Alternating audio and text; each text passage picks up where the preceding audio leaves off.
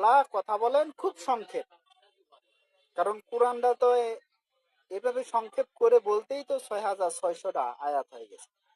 যদি বিস্তারিত বলতেন তাহলে তো আরো বড় হইতো, আরো ডবল ডবল হয়ে যেত। সংক্ষেপে বলে দিচ্ছেন যে আল্লাহ হাসান আল্লাহ কাদান, 53 নম্বর সূরা 44 নম্বর আয়াত। আল্লাহ হাসান আল্লাহ কাদান, আল্লাহ বাঁচে রাখেন, আল্লাহ মারেন। ওয়ান্নাহু হুয়া আমাতা ওয়া আহইয়া, তিনি মৃত্যু দেন, তিনি আবার জীবন দেন।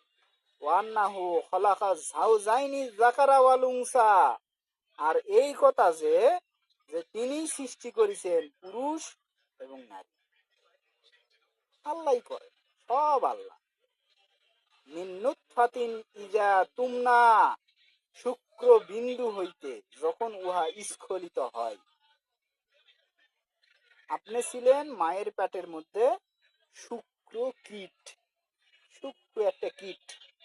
আপনার বাপ যখন সহবাস করছে তখন আপনার মায়ের পেটে আপনি গেছেন একটা শুক্র কীট, আর সেই শুক্র কীটটা বীর্যটা গেছে মায়ের পেটে খুব দ্রুত বেগে স্খলিত হয়।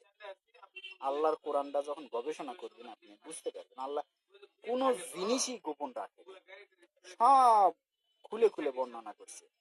বীর্যটা কিভাবে স্খলিত হয়, গতি, সেটা উল্লেখ করে দিছে শিক্ষার জন্য। যদি এভাবে না বলতো, খুলে খুলে খুলে খুলে সব না বলতো, তাহলে তো আমরা পাপের মধ্যে থাকতাম। তোমরা স্ত্রীর সাথে সহবাস করো না হায়েজ থাকা অবস্থায়, নেফাস থাকা অবস্থায়, এটা যদি না বলতো তাহলে তো আপনি তো জীবজন্তুর মতোই হয়ে থাকতেন। এটা তো শরমের বিষয় না, এটা ধর্মের বিষয়, ধর্ম জানার বিষয়। আপনি ছিলেন শুক্রবিন্দু এবং আপনি ছিলেন স্খলিত দ্রুত বেগে একটা পদার্থ যেটা বাহির হচ্ছে, সেই রকম ছিলেন। 53 নম্বর সূরা 46 নম্বর আয়াত এটা বলে দিচ্ছে যে মিন নুতফাতিন, নুতফাত মানে শুক্র কীট, ইজা তুমনা যখন সেটা স্খলিত হচ্ছিল, নিক্ষিপ্ত হচ্ছিল। ওয়ান্না আলাইহিন নাশআতাল উখরা, আর এই যে পুনরুত্থান ঘটাবার দায়িত্ব আল্লাহর, আল্লাহ আপনাকে আবার পুনরায় ঘটাবে। ওয়ান্নাহু হুয়া আগনা ওয়া আকনা, আর এই যে তিনি অভাব মুক্ত করেন এবং সম্পদ দান করেন, এই কথাটাই বলছিলাম কিছু। টাকা দরকার, আল্লাহর কাছে আছে। দাড়ি দরকার, আল্লাহর কাছে আছে। গোটা দুনিয়ার মানুষ আপনি একটা পয়সা ভিক্ষা দিতে পারবে না, দিবে কোনটি থেকে? উনি কি মালিক নাকি? উনি কি ভগবান নাকি? উনি কি দেবতা নাকি? দিবে তো আল্লাহ।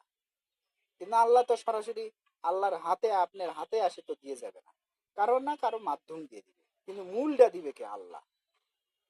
অসংখ্য জিনিস হাতে নিছেন কিন্তু খাইতে পারেন, অনেক জিনিস চোখে দেখেননি কিন্তু ঠিকই আবার চাবাই খাচ্ছেন, যেটা আসারই কথা না। ফস করে একজন দিয়ে গেল, আপনার মনটা ওটাই চাচ্ছিল। এরকম ঘটেছে সবার জীবনে, এটা আল্লাহ পাঠায় দেয়।